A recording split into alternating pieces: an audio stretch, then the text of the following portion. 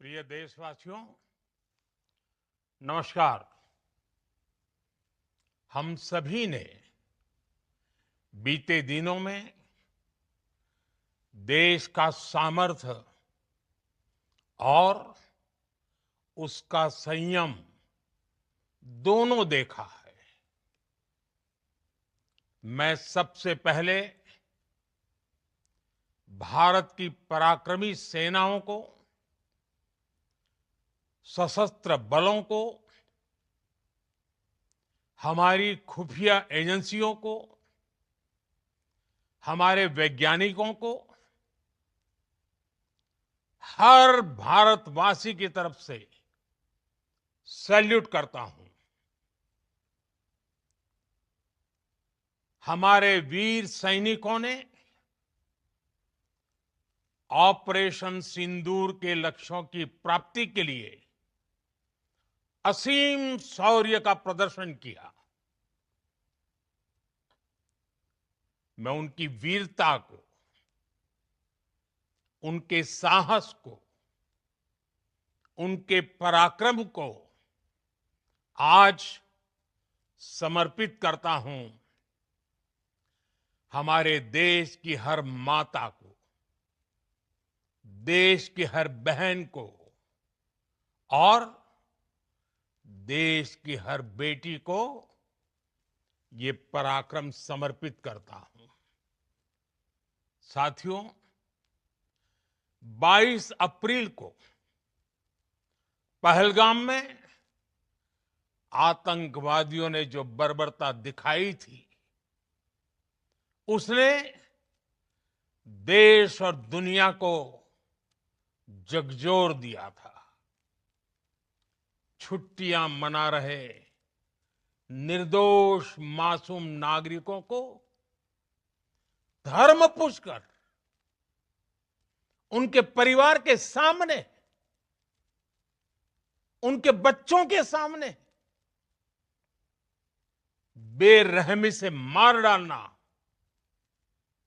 यह आतंक का बहुत विभत्स चेहरा था, क्रूरता थी।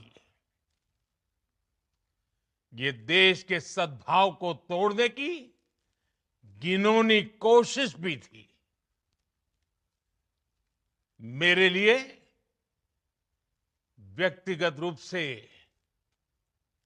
ये पीड़ा बहुत बड़ी थी। इस आतंकी हमले के बाद सारा राष्ट्र, हर नागरिक, हर समाज, हर वर्ग, हर राजनीतिक दल एक स्वर में आतंक के खिलाफ कड़ी कार्रवाई के लिए उठ खड़ा हुआ। हमने आतंकवादियों को मिट्टी में मिलाने के लिए भारत की सेनाओं को पूरी छूट दे दी और आज हर आतंकी, आतंक का हर संगठन जान चुका है कि हमारी बहनों बेटियों के माथे से सिंदूर हटाने का अंजाम क्या होता है। साथियों, ऑपरेशन सिंदूर ये सिर्फ नाम नहीं है, ये देश के कोटि कोटि लोगों की भावनाओं का प्रतिबिंब है। ऑपरेशन सिंदूर न्याय की अखंड प्रतिज्ञा है।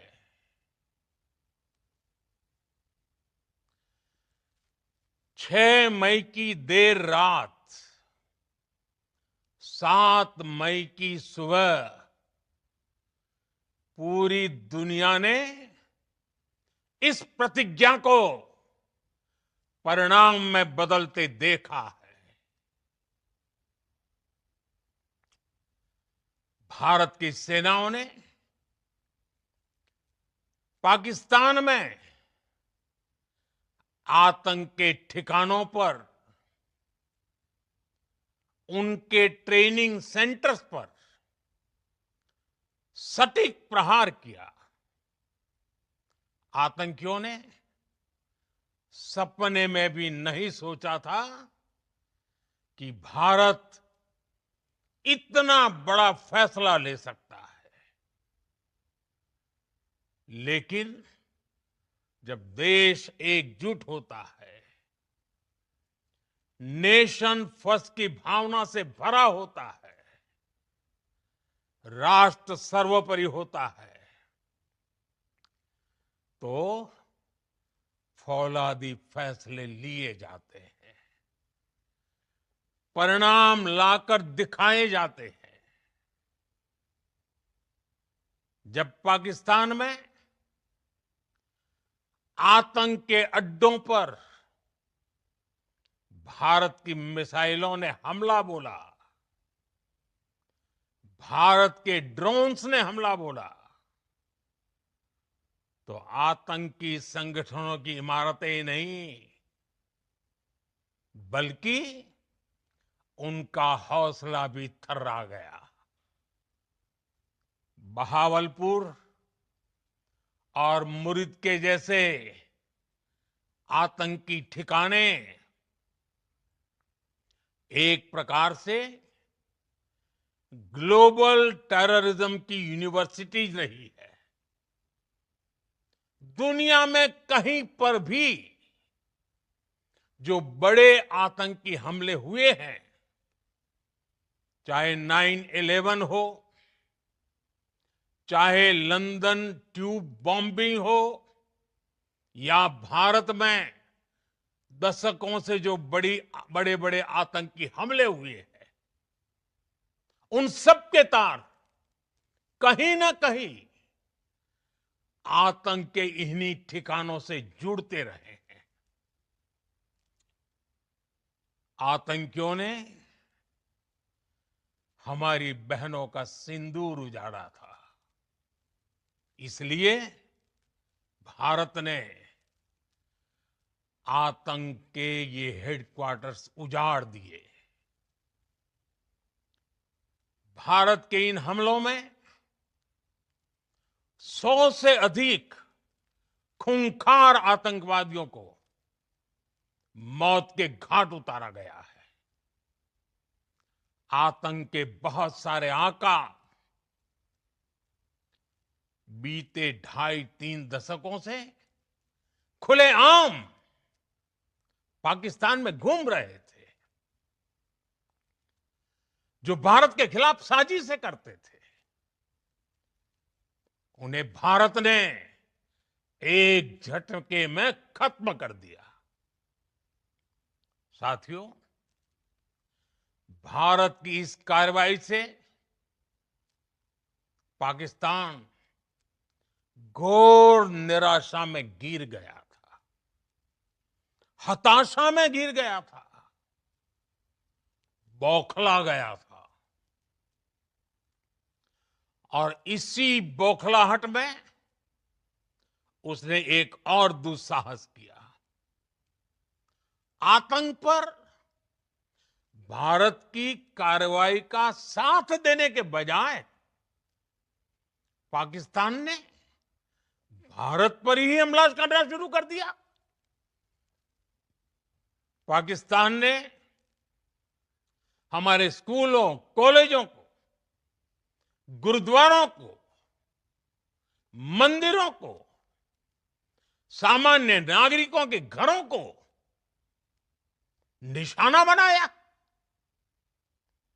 पाकिस्तान ने हमारे सैन्य ठिकानों को निशाना बनाया। लेकिन इसमें भी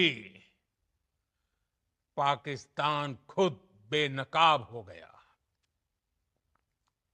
दुनिया ने देखा कि कैसे पाकिस्तान के ड्रोन्स, पाकिस्तान की मिसाइलें भारत के सामने तिनके की तरह बिखर गई। भारत के सशक्त एयर डिफेंस सिस्टम ने उन्हें आसमान में ही नष्ट कर दिया।